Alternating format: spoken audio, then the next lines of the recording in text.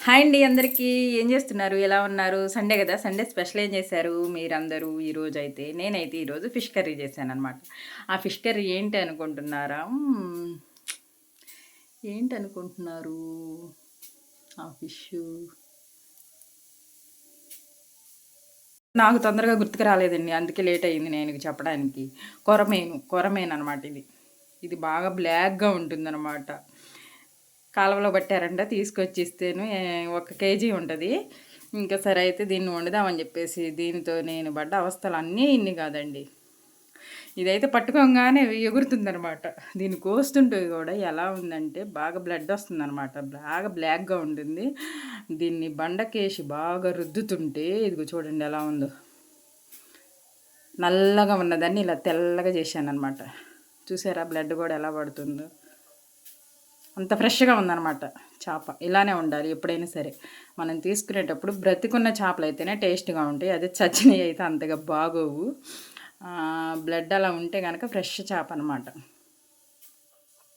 వీటిని అయితే ఇంకా వాష్ అయితే శుభ్రంగా చేసేసానండి. ఇప్పుడైతే ఇంకేం చేయాలంటే ముక్కలు కోయాలి. వీటిని చక్కగా చిన్న చిన్న ముక్కలు అయితే కోసుకుంటున్నాను అనమాట. ముక్కలు కోస్తేనే చిన్న చిన్నవి కోయాలి. అవి కూడా పెద్దవి అయితే కోయకూడదు.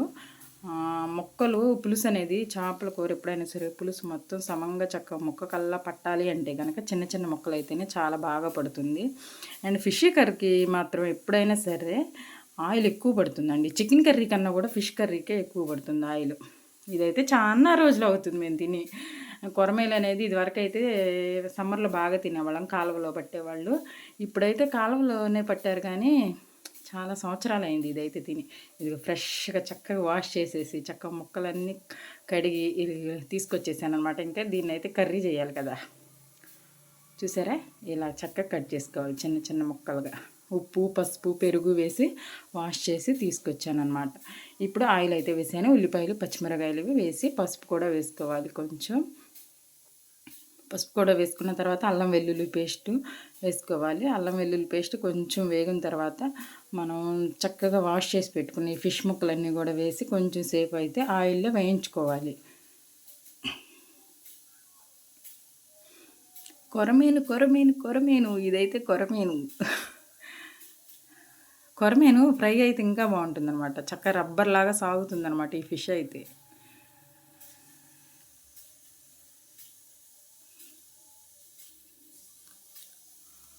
దీని కాస్ట్ కూడా ఎక్కువే ఉంటుందండి. ఈ ఫిష్ కన్నా చికెన్ కన్నా కూడా కాస్ట్ ఎక్కువే ఉంటుంది. కేజీ వచ్చేసి 200, 250 అలా ఉంటుందన్నమాట. ఇంకా నేనైతే రాళ్ళు ఉప్పు వేసుకున్నాను. తర్వాత అయితే పసుపు కూడా వేసుకున్నాను. 2 కారం కూడా వేసుకున్నాను. ఆ 2 వేసిన తర్వాత కొబ్బరి పొడి అనమాట. కొబ్బరి పొడి కూడా వేసేసాను. కొబ్బరి పొడి కూడా వేసిన తర్వాత ధనియాల పౌడర్ కూడా వేసుకోవాలండి. అస్సలు టేస్ట్కి అదే కారణం. నేనైతే ధనియాల పౌడర్ కూడా వేసాను. వేసిన తర్వాత ఇంకా కొంచెం వేగిన తర్వాత ఇవన్నీ కలిపి చింతపండు పులుసు అయితే పోసేసుకోవాలి. ఇలా చింతపండు పులుసు పోసిన తర్వాత ఒక 5 నిమిషాలు 10 నిమిషాలు మనం మూత పెట్టేసి హై స్పీడ్లో పెట్టాలన్నమాట. హై స్పీడ్ పెడితేనే బాగా ముక్కలు మొత్తం ఈ పులుసు అనేది పడుతుంది. చూసారా ఎలా ఉడికిపోతుందో. కొత్తిమీర వేసేయాలి లాస్ట్లో. ఉప్పు, కారం, పులుపు చూసుకుని మనం లాస్ట్గా కొత్తిమీర వేసుకోవాలి. కొత్తిమీర కొంచెం వేస్తే సరిపోదండి. నాకు ఫిష్ కర్రీకి అయితే మాత్రం చాలా వేస్తాను. అదే నాకు టేస్ట్ అనమాట. ప్లీజ్ వీడియో కనుక నచ్చినట్లయితే బాయ్.